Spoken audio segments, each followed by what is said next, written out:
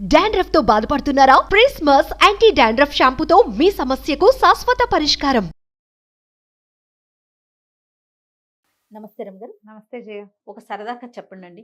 ఒకప్పుడు జిత్తుల జంత్రి అని ఒక కథ చెప్పాను, గుర్తుందా నీకు? గుర్తులేదు రమ్ గారు. నేను మర్చిపోతున్నావు జయ. ఎన్ని కథలు రమ్ గారు? మరి నేను ఎలా గుర్తు పెట్టుకుంటున్నాను? అదే కదా, అదే రమ్మగారు. మరి ఒకసారి చెప్పండి, ఒక్క లైన్ చెప్పండి. అది అదే జిత్తులు ఒకటి చాలా తెలివైన వాడు రాజుగారు ఆయన వాడి దగ్గరికి వెళ్తాడు. నువ్వు ఇంత తెలివిగా ఎలా ఉంటుంటే జిత్తుల జంత్రి అని ఒకటి ఉందండి, అది తీసుకొస్తాను, మీ గుర్రం మీ బట్టలు నాకు ఇవ్వండి అని తీసుకెళ్తాడు. గుర్రము బట్టలు తీసుకుని వెళ్ళిపోతాడు. చూసావా? మళ్ళీ సెర్చ్ చేసుకొని మొత్తం వింటాను వినాలి నువ్వు ఖచ్చితంగా. సారీ రమ్ గారు. ఒకవేళ ఎవరికి గుర్తులేదో వాళ్ళందరూ ఈ జిత్తుల జంత్రి కథ వెతుక్కుని వినండి. మళ్ళీ వినాల్సిందే, తప్పదు. బాగుంటుంది సరదాగా. Sure sure. ఇది కూడా జిత్తుల జాలయ్య వీడొకడు. ఒక ఊళ్ళో ఒక రాజుగారు నగరంలో జాలయ్య అని ఒకడు ఉండేవాడు. వాడు అందరినీ బోల్తా కొట్టించి పాపం గడుపుకుంటూ ఉండేవాడు. ఓసారి వాడు ఒక సైనికుడికి దొరికేశాడు. వాడు ఏం చేశాడంటే, ఇలాంటి వాడిని టక్కరి వాళ్ళని పట్టుకుని అప్పచెప్తే బాగుంటుంది కదా, ఆయన పట్టుకుని రాజుగారి దగ్గరికి ఈడ్చుకుపోయాడు. రాజు అన్నాడు, ఏమిట్రా వీడు దొంగతనం చేశాడా, దోపిడీ చేశాడా, ఏం చేశాడు, ఎవరైనా మోసం చేస్తే? వీడు జిత్తులు మారండి, జిత్తులు జాలయ్య వీడు, అప్పుడెప్పుడో వాళ్ళప్పుడెప్పుడో చెక్కు మార్చారు, ఇలా ఒక 5-6 విషయాలు చెప్పాడు. అవునవును, వాడెవడో టక్కరి వాడు అనుకున్నావు, వాడు వీడేనా అన్నాడు. పెద్ద చేసిన మోసం లేదు, 10 రూపాయలు, 8 రూపాయలు, 25 రూపాయలు, 15 రూపాయలు, ఆ పూట భోజనము, ఓ 2 గుమ్మడికాయలు, 4 సొరకాయలు, అలాంటి వాటి కోసం వాడు అవతల వాళ్ళని బోల్తా కొట్టేసి కొట్టేస్తాడు. అది ఒక్కటనుకో ఎవరికీ తెలీదు. కానీ ప్రతి ఊళ్ళోనూ 10-15 అవుతున్నాయి అనుకో, ప్రతి సందులోనూ ఓ 4 అయితే కొన్నాళ్ళకి ప్రచారంలోకి వస్తాయి.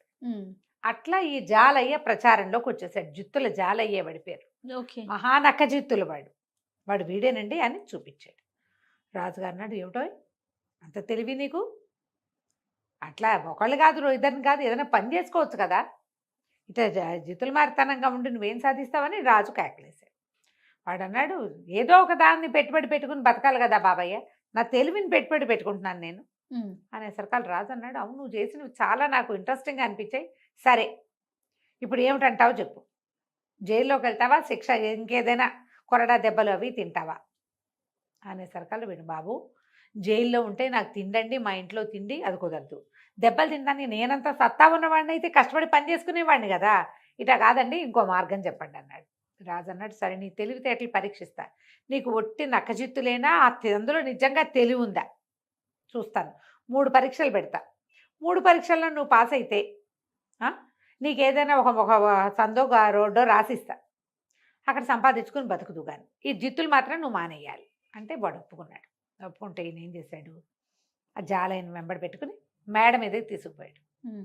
దూరంగా ఒక రైతు పొలం దున్నుతుంటే నేను అన్నాడు, ఆ రైతు, నేను రోజు సాయంకాలం పూట 3 గంటల వేళ నిద్ర వస్తుందని పడుకోకుండా ఇక్కడ వచ్చి నుంచుంటా, వీడు రోజు దున్నుతో కనపడుతున్నాడు, చూస్తూ ఉంటా నేను, ఆ పొలం వాడిది, దున్నుతాడు, ఏదో చేస్తాడు, కొన్ని రోజులు గాయపిస్తాడు, మళ్ళీ ఏవో నీళ్లు పెడుతుంటాడు, వాడు ఒక్కడే పని చేసుకుంటాడు. ఓకే, పనే వాడికి, ఇంకో రెండోది లేదు. నువ్వు వాడికి తెలియకుండా వాడిని మోసం చేసి వాడి ఎద్దులు 2 కొట్టేయాలి, దొంగతనం జరిగినట్టు వాడికి అర్థం కాకూడదు, నువ్వేం చేస్తావో చేయమన్నాడు. అనేసరికి సరేనని ఒప్పుకున్నాడు. వెళ్ళాడు. వెళ్తే అసలు ఆ రైతు తలకాయ తిప్పడు, ఎవరికేసి చూడ్డు, మాట్లాడు, నవ్వడు, పని తెప్పిస్తే రెండోది చేయడు. వీడేం చేశాడు, జాలయ్యకి మంచి కంటెంట్, భలే స్వీట్గా పాడేవాడు. అయితే ఏమైంది, ఆ పక్క పొలంలో చెట్ల చాటును కూర్చుని సన్నగా పాడడం మొదలుపెట్టాడు. ఈ పని చేసే వాళ్ళకి ఓ చిన్న పాట అవి వినపడితే ఆసక్తికరంగా ఉంటుంది. ఆయన నిశ్శబ్దంగా ఉన్నాడు కదా, పాట మధురంగా వినపడుతుంటే కాస్త తాదాత్మ్యం వచ్చింది అందులోకి, పరవశించిపోయాడు ఆయన, ఎంత బాగా పాడుతున్నారు అని చెప్పి.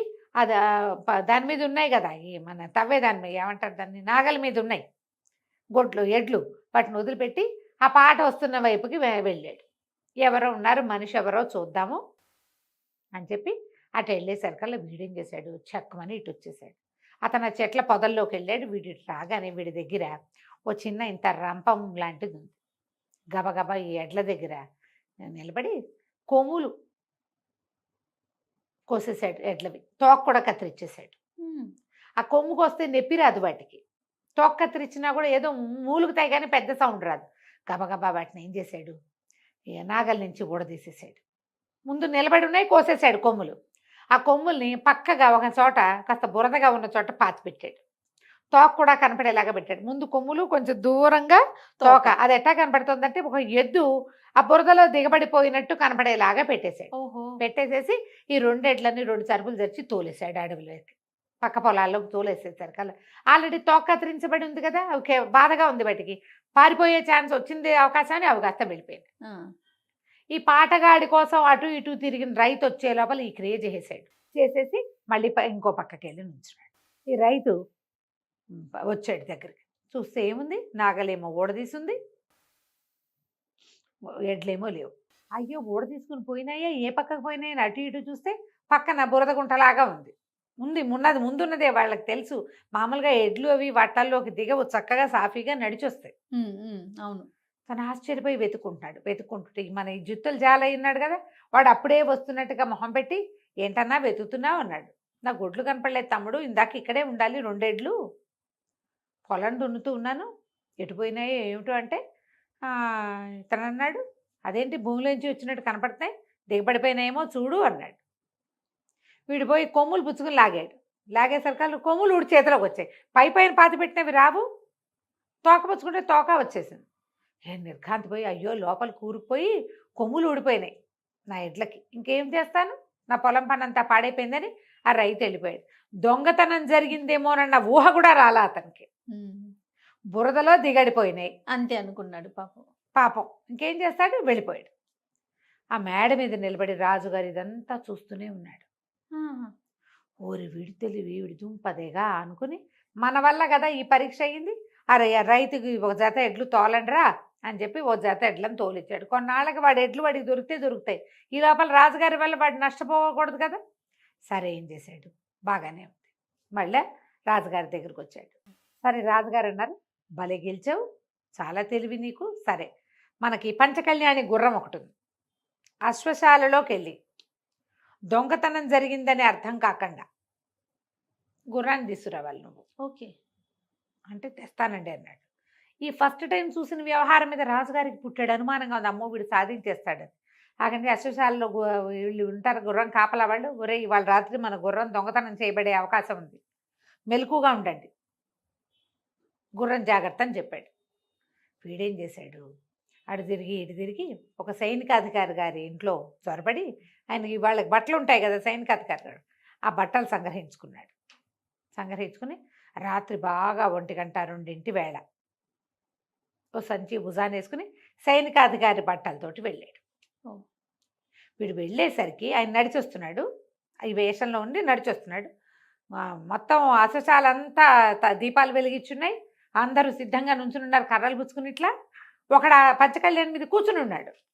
ఈ గుర్రాన్ని ఎటా కొట్టేయటం, అక్కడి నుంచి సైనికాధికారి బట్టలు రాత్రిపూట మొహాలు ఏం కనబడతాయి, శిరస్త్రాణాలు ఉంటాయి.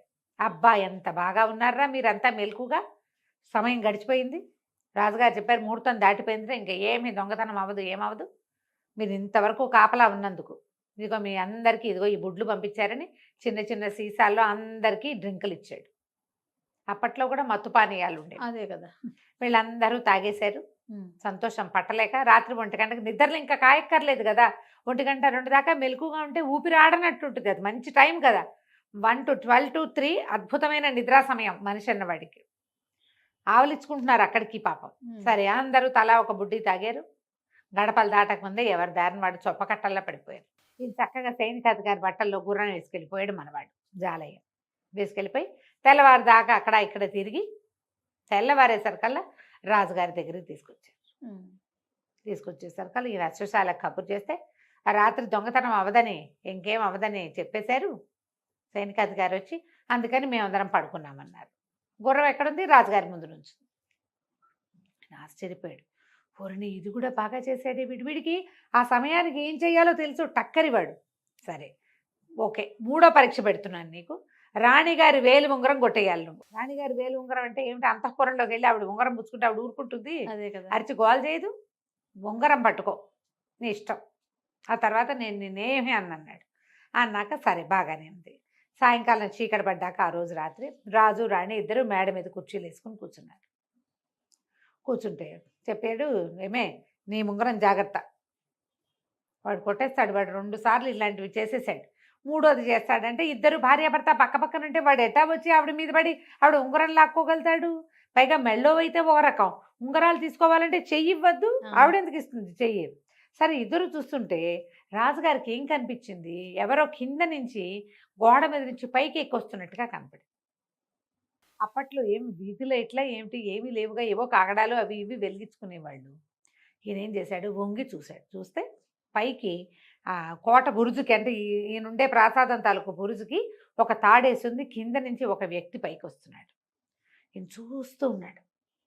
ఆ వ్యక్తి దగ్గరకు వచ్చేదాకా వాడు ఇట్లా తాడు పుచ్చుకుని పైకి వస్తున్నట్టు కనపడతాడు. దగ్గర దాకా రాగానే ఈయన ఏం చేశాడు, అక్కడ బరిసెలు లాంటివి ఉంటాయి కదా, బరిసె మొనవైపు తను పట్టుకుని కర్ర వైపుతోటి ఆ మనిషిని ఇట్లా కొట్టాడు. పై మేడ మీద 4వ అంతస్తు మీద నుంచి పడితే ఉంటాడు ఎవడైనా, పడిపోయాడు వాడు. ఆ పడిపోయాడు, ఏదో కెవ్వమన్న కేక దబ్బమన్న మోత వినపడ్డాయి. ఇంకేమిటి, జాలై పడిపోయాడు. వాడు ఇప్పట్లో లేచురాడు. సైనికులు ఎవరో చూసుకుంటారు వాడి సంగతి, వాడేం సచ్చేంబడు, కాళ్ళు చేతులు విరిగిపోయి ఉంటాయి. అక్కడి నుంచి నేను అన్నాడు, ఏం పర్వాలేదు వెళ్ళి పడుకుందాం పదన్నాడు. రాజుగారు రాణిగారు వెళ్ళిపోయారు లోపలికి. ఆయన గది వేరు, ఆవిడ గది వేరు. ఆవిడ గదిలో ఆవిడ పడుకుని హంసతూలిక తల్పం మీద, ఆయన పోయి తన గదిలో పడుకున్నాడు. పడుకున్నాక ఏమైంది, ఇంతకీ అక్కడ ఏం జరిగింది, తాడు పుచ్చుకుని పైకి వస్తున్నారు కదా, జాలయ్య రాల. వాడు ఏం చేశాడంటే ఒక తాడేసి ఒక గడ్డి బొమ్మకి తన చొక్కా పంచ కట్టాడు. ఓహో. ఆ గడ్డి బొమ్మను ఆ తాడుకి కరిపించి కింద నుంచి లాగుతుంటే దూరం నుంచి చూసే వాళ్ళకి ఏం కనబడుతుంది, పైకి వెళ్తున్నట్టు అనిపిస్తుంది. ఆ గడ్డి బొమ్మ కింద పడంగానే వీడు కెవ్వమన్నాడు, మోత ఎట్లాగూ అయింది. వాడు నిజానికి అసలు క్షణాల్లో మేడెక్కేశాడు. పక్క నుంచి మెట్లు ఉన్నాయి ఆ మేడకి. ఇది పడిపోగానే వాడి దారిని వాడు మెట్లు ఎక్కేశాడు. ఈ లోపల రాజు రాణి మాట్లాడుకుని ఎవరి గదుల్లోకి వాళ్ళు వెళ్ళిపోయారు. రాణిగారు అప్పటికే రాత్రి 12 అయింది. ఆవిడకి 9ంటికే పడుకునే అలవాటు. ఆవలింతలు వచ్చేస్తున్నాయి వాకిట గాలి కూర్చునేసరికి. మేడ మీద కూర్చుంది కదా, చల్లగాలికి నిద్ర రాదా, ఆవిడేమో నిద్రలో. ఆవిడ లోపలికి వెళ్ళాడు. లోపలికి వెళ్ళి కొద్దిగా గొంతు బొంగురుగా చేసి, ఏమే ఇంకా జాలయ్య రాడు, అయినా కూడా ఎందుకైనా మంచిది ఉంగరం నా చేతికి దాచిపెడతా అన్నాడు. ఆవిడ నిద్రలో ఉంగరం తీసి ఆయన చేతికి పెట్టి, అది ఎవరు, జాలయ్యే. వాడు ఉంగరం వేలికి పెట్టేసుకున్నాడు. చటుక్కుని తప్పుకున్నాడు. ఇంతలో 10 నిమిషాల్లో రాజుగారికి రెండో గదిలో పడుకున్నాడుగా, ఆయనకి ఏమనిపించింది, ఒకవేళ జాలయ్య గాడు కాలు విరిగినా సరే ఏ కర్రో పట్టుకుని పైకి వస్తే అని చెప్పి ఈయన గబగబా లేచి సరభసంగా వెళ్ళాడనమాట, చకచక మోతలు చేసుకుంటూ. ఏమండి రాణిగారు, ఆ ఉంగరం నా చేతికి ఇవ్వండి, నేను దాచిపెడతాను, ఆ వాడు వచ్చేస్తాడేమో, వాడు ఒట్టి టక్కరి వెధవా అన్నాడు. ఆవిడ నిద్రలో, ఎన్నిసార్లు ఇస్తాను, ఆల్రెడీ ఇచ్చేసా కదా మీకు అని. అప్పుడు చూశాడు ఆవిడ వేడికి ఉంగరం లేదు. అమ్మ జాలయ్య కొట్టేశావురా అనుకున్నాడు. తెల్లవారేసరికల్లా ఉంగరం పుచ్చుకొచ్చాడు జాలయ్య. ఇదిగోండి మహారాజా అనగానే, మహారాజు అన్నాడు, ఎంత తెలివోయి నీకు సానుకూలంగా పని చేసుకోవటం, దాన్ని గొడవ కానివ్వకుండా ఉండటం వచ్చు. సరే ఓ పంచి, ఊరికి ఉత్తరంగా ఉన్న వీధుల్లో ఒక వీధి నీకు ఇస్తున్నాం. ఆ వీధిలో 40-50 ఇళ్ళున్నాయి. దానికి అనుబంధంగా ఉన్న తోటలు దొడ్లు అన్నీ నీవే. అవి అద్దెకిస్తావో అమ్ముకుంటావో, నీ పేరే పెట్టుకుని నువ్వు అక్కడ ఉంటావో ఉండు. అవసరమైనప్పుడు సలహా ఇచ్చే సలహాదారు ఉద్యోగం ఇస్తున్నాను నీకు. నీ చుట్టాలని పక్కాలని అవి ఇదంతా పెట్టుకో, ఉద్యోగం ఉంటుంది, నీకు జీతం ఇస్తాను. మీ వాళ్ళందరినీ ఆ ఇళ్లలో దింపుకో. ఇక మాత్రం నీ జిత్తులు బయట చేయకూడదు. జిత్తులన్నీ రాజ్యానికి రాజుకే ఉపయోగపడాలని చెప్పి ఆ జిత్తులు జాలయ్య వీధి అని ఒక వీధి ఇచ్చి వాడికి ఆ వీధిలో పెట్టి గౌరవంగా ముంచుకున్నాడు. పాతకాలంలో ఇట్లా దొంగల్ని దోపిడీదారులని రాజుగా ఉపయోగపడేలాగా జీతాలు ఇచ్చి ఉంచుకునేవాళ్ళట. ఖలీఫా కథల్లో చూస్తాం మనం ఇట్లా. ఈ వనరాజుల్లో కూడా కొంతమంది చేసేవాళ్ళు. వీళ్ళు తెలివైన వాళ్ళు, వాళ్ళని విశ్వాసపాత్రులుగా చేసి ఉంచుకోవాలి, శిక్షించకండి. అప్పుడు వాళ్ళు తెలివితేటలు రాజ్యానికి ఉపయోగపడతాయి. అది తెలివి కథ కంచికి మనం ఇంటికి. నమస్తే రమ్మగారు. నమస్తే. సుమన్ టీవీలో మీ పర్సనల్ అండ్ బిజినెస్ ప్రమోషన్స్ కోసం కింది నెంబర్కి కాంటాక్ట్ చేయండి.